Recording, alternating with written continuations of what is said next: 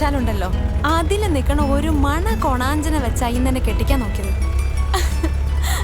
ജെവിനും മൈക്കിളിനൊക്കെ എന്തൊരു തിളപ്പായിരുന്നു. ചാണകത്തിൽ ചവിട്ടിയ ഒരു ഫേസ് ഇല്ലേ, അതുപോലെ ഇരിക്കും ഇപ്പൊ ചാച്ചന്റെ മുഖം.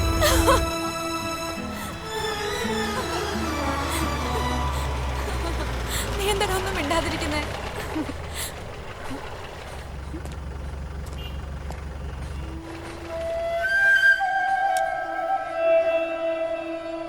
അമ്മാവന്റെ മോളായിരിക്കില്ലേ?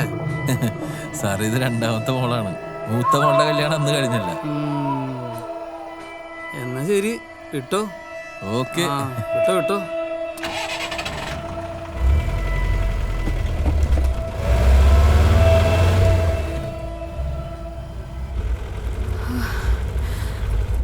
ഞാൻ കരുതി നമ്മളെ പിടിച്ചു.